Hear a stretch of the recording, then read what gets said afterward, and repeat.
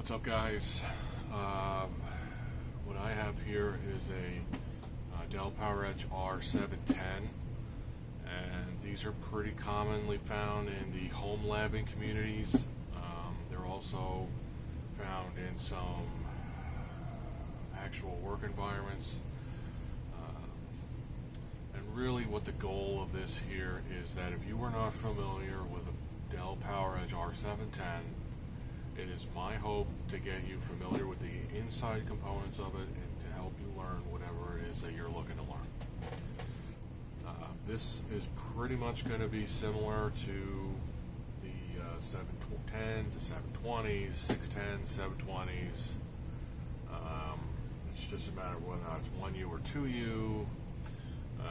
And we'll get, I don't want to confuse you. So for right now, let's just focus on the R710. So this is the 2.5 inch hard drive. So you have two different types of hard drives. Right? You have your 2.5s, which I'm sure you're familiar with, and then you have these larger ones here. These are your 3.5s. So this model here uses 2.5 inch drives. To open it, there's either a lock or an unlock here. If you're having a problem getting this up, it's most likely in the lock position. No big deal. You grab a Phillips or a flathead screwdriver, move it to the unlocked, and then you get your finger underneath and you pop this up. Easy peasy, and you're in. So if you're from the help desk, if you're new to engineering, if you're trying to get into more of a system administrator role, you're really going to want to get comfortable with understanding the internal components of Dell's and HP's. I don't see too much super micros. That seems to be a specialty area. Apparently Amazon and Apple use them. But from my personal experience, is over 15 years of engineering at this point, you will not, for the most part, see that. So it's good to get yourself familiar with Dells. These are pretty common. It's good to get yourself familiar with HPs, and that'll come at a later time. So when you first open this up, you're like, holy crap, what is all this shit? Okay, not a big deal. You got your DVD drive. You got your little motherboard here that controls the LCD panel, and the front reports the error codes back, all that happy jazz. You got your back plane here for your hard drives into two SAS connections, which feed along here to your riser card. Okay, and then that is connected to, this is a PERC 6i, I believe. And there's different types of RAID cards, but that's what that is. This here is your RAID battery, okay? And this is going to give you some support in the event that you lose power to the system. If you're running a RAID 5 or a RAID 6 and your power goes out, you're going to want to be able to make sure that you don't lose any data that hasn't actually been written out of the cache into the actual RAID. So the RAID battery is good for that in the event that you have temporary power loss or when you shut down the server. What you have here are your fans. These are really easy to take out. A lot of this is hot swappable, which is pretty cool.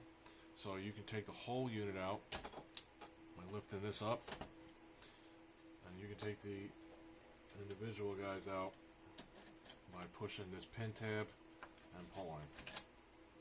That's all. Make sure it clicks back. Lift this whole thing out, and you'll see that they have guiding pins, but they also have the power supplies, and they line up directly with what it should be plugged into. So if you're trying to get this back and you're realizing that you're having a harder time than you should, you probably got it backwards. So cheers on that. The next thing you have here is an airflow cover, right? So the air is going to get sucked in from here. It's going to get pushed out the back. This just helps with that. You take this off. It's literally just a plastic cowl. And that's going to give you direct access to some of the innards. Now that we have removed the airflow cover, you have a better access into the system here. So one thing to note is you have some plugs that run along here that are usually covered by the fan. So just make note of that. In a later video, I am going to actually be taking this system and replacing the motherboard and CPU because there is a regulator error. That's a whole other topic. But you just need to make sure you understand where all the cable connections are and what they're for. Right? So these you got here for your backplane, and then here you got for your optical DVD drive power, and then you got here that powers this little motherboard over here, and then you have your optical DVD cable that runs along here and plugs directly into the motherboard and a SATA port. And you'll actually see you have two, and I don't know if the definition on this is going to be high quality enough, I apologize, but this is SATA A and this is SATA B. So if you wanted to put in multiple SATA items, you are able to do that. You also have your CMOS battery, which is hidden under the fan as well. So when we start moving over a little bit, you'll see that this has this is a 2 CPU setup, and when you have 2 CPUs, you're going to want to see both sides of the RAM channels filled, and it isn't where if you put 4 gig on this side or 4 gig on this side that you only have 4 gig, you have 8 gig, and it's just dedicated RAM channels per CPU to make sure you're getting the most power out of the actual system here. So let's go ahead and just pop out the CMOS battery.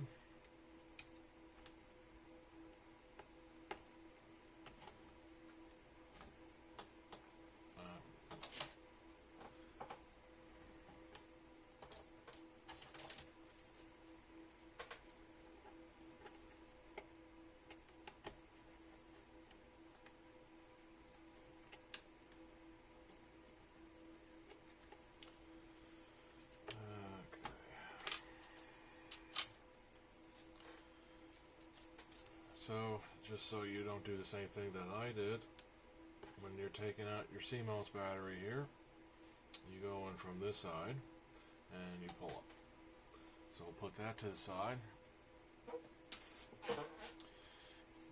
And we're going to just start taking out the CPU. So, if you can see, and the quality is good enough, this is your CPU 1, and this is the RAM for CPU 1, and it says that there, CPU 1, and then here is CPU 2. So to take off the heatsink, what we're going to do is just you push down. You're going to need to use a little force. You push down and you go this way, so it's bam bam like that, and this will come up. And you're going to do the same thing on the other side. Bam, bam. This up. You're going to get your heatsink. This is thermal paste. I'm sure that you guys might be familiar with that, but if not, that's what that is. And this just helps the heat flow better hit the heatsink. So we're going to put this off camera. And this gives you actual access to the CPU. So for my personal sanity, I'm going to take this off first before we take the CPUs out. So same thing. Bam, bam, lift up. Bam, bam, lift up. Lift this off. And you have your heat sinks removed. And now you have access to the CPUs here. Now, to get at the CPUs, you have one more level to go down. So you need to take this hook here, and this is going to be a push, push. I'm sure you're starting to see the pattern there. A lot of it is push, push. You push down and out. So we're going to do just that, down and out, bam. That's going to unlock. Now, if you got big hands like me, sometimes you got a little bit of a hard time lifting this cover up that keeps the CPU in place be very careful in doing that you don't damage the actual CPU themselves. So,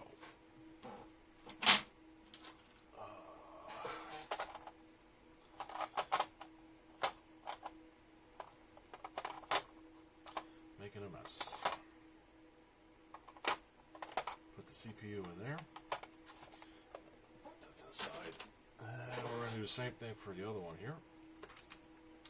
And so for this one, you can see same exact procedure. You want to be super fucking careful that you don't damage any of the pins here, because I like to fix them up, and I get the refurb ones off of eBay, and some guys on Craigslist who are real pieces of shit. And what you end up getting is what we have here, where the pins are damaged, right? So this won't work, and this is why it's throwing a regulator error when I'm trying to get this going again. So be very careful with what you're buying off of Craigslist. Be very careful. Make sure that you test it. Make sure that it's trustworthy, because otherwise you'll end up in the boat like me, where you dropped a few $100. Meet some guy, he gives you the equipment, tells you it works, you get it home, it doesn't work, and what does he do? He tells you to go fuck yourself, and you're screwed. So, moving on, we're going to take the RAM out here. You can see that you have your white and your blacks, and if you can, if you're able to make that out, you can see that there's channels, and they're all labeled, right? So, you got B1 up to, I believe it's B9, 2, 4, 6, 8, 9. Yeah, so it's B1 to your B9.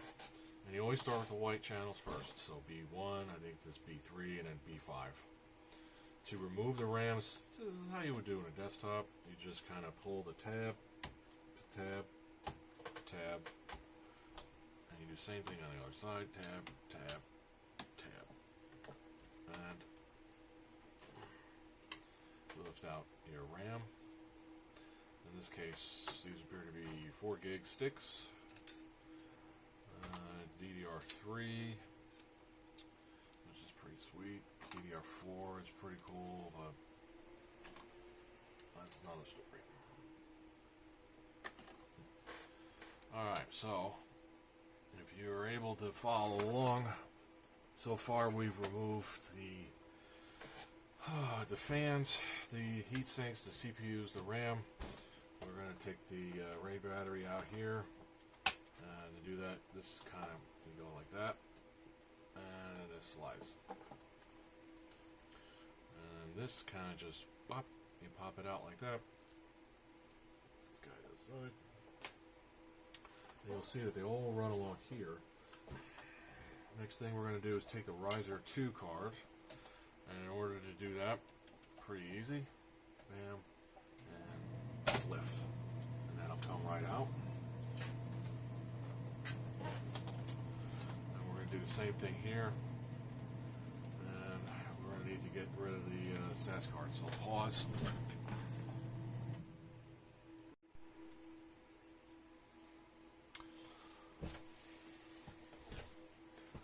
Alright, so you have a number of cables, and I want to make sure I show you this because I think I got cut off. Let's go back and do it.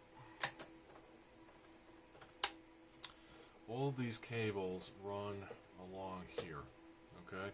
So in order to pop this out, to be able to remove these wires, what we're going to have to do is remove this holder piece.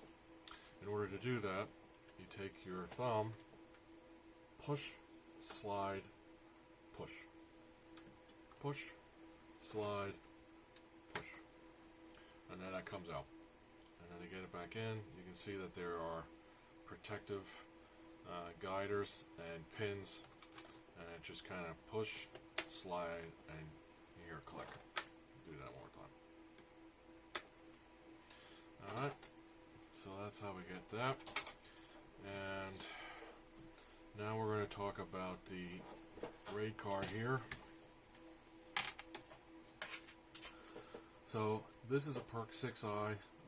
You might see there's a whole bunch out there, and they're all better or worse depending on which one you go with, right? I guess that's obvious. So H700s seem to be the fanfare that everybody's looking for.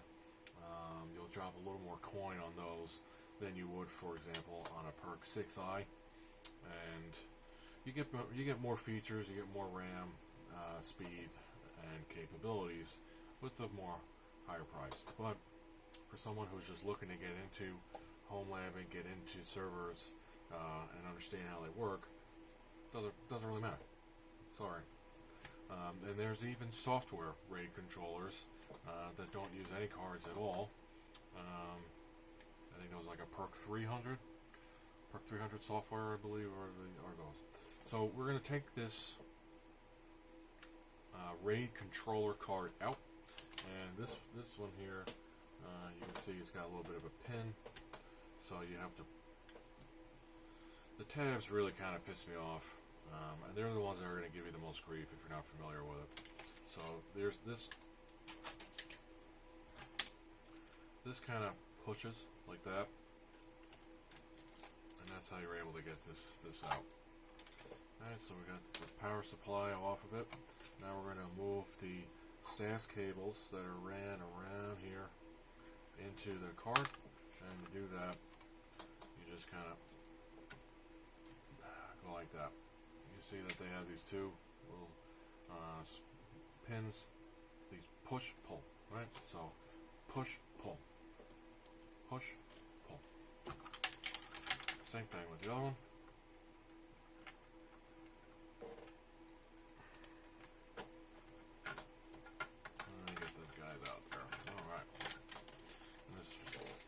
Inside there's a lane here.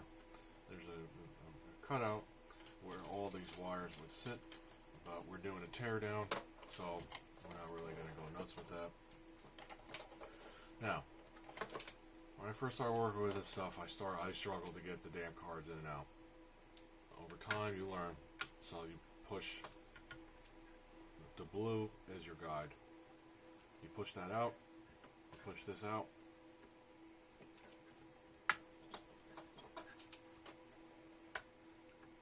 That out. It's a pain in the ass a little bit if you have big hands. You're gonna get your RAID card out. That's all this RAID controller card looks like.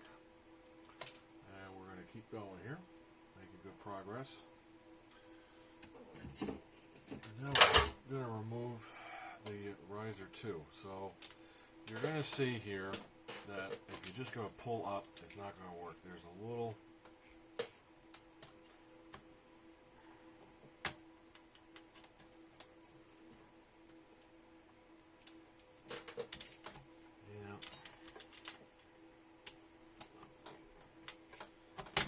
kind of wiggle until you can able to get it.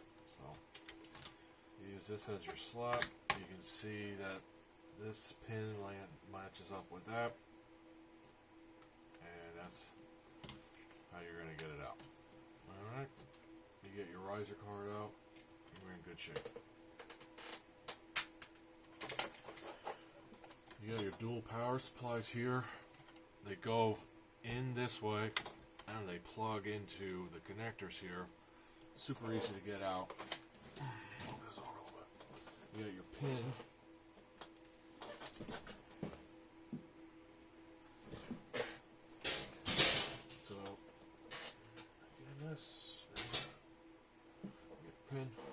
Push this in, pull this out. And you got your power supply. Do the same thing.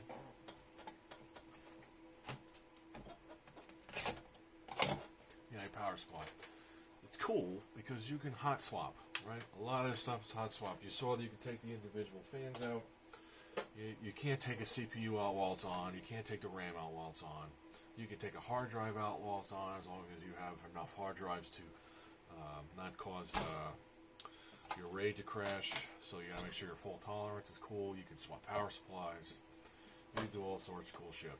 Now, you can see here, this is your DRAC, your iDRAC, and take this out. And I want to stop for a second because you have two different types of iDRACs. And you want to be careful when you're looking, because a lot of times they'll say that it has a DRAC, and there's a difference between the built-in default iDRACs and the iDRAC Enterprises, which are these additional chip right here. iDRAC Enterprise is what has all those cool features you're going to want. You're going to want your web UI with remote control. The built-in DRAC is pretty basic. It's very limited in functionality. Make sure that when they say that you're getting a DRAC or an iDRAC with it, that you're getting an iDRAC Enterprise. Alright? And that's what's going to give you all the cool extra benefits. So to do that, you just kind of pull out and then lift this guy up. And you see that this has its own dedicated Ethernet port. Right?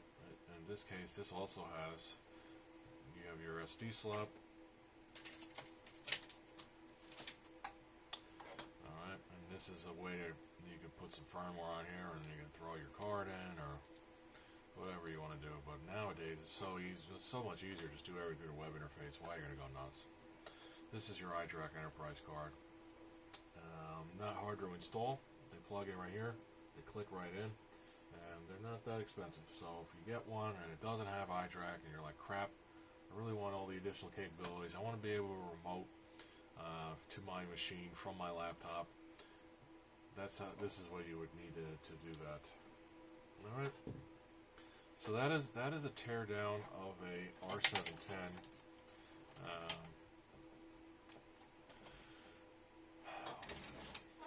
Keep going, just to show you. I get the motherboard out because I gotta do it anyway.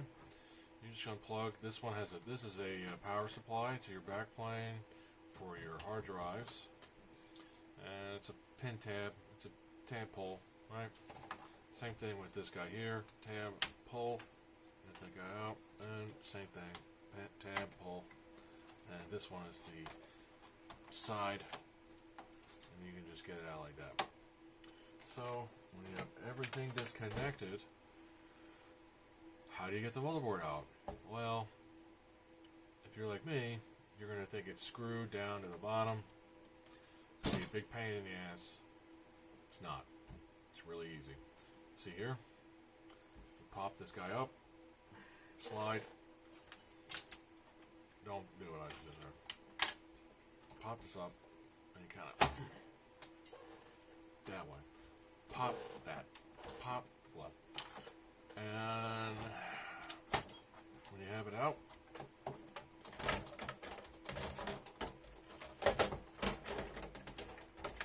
there you go.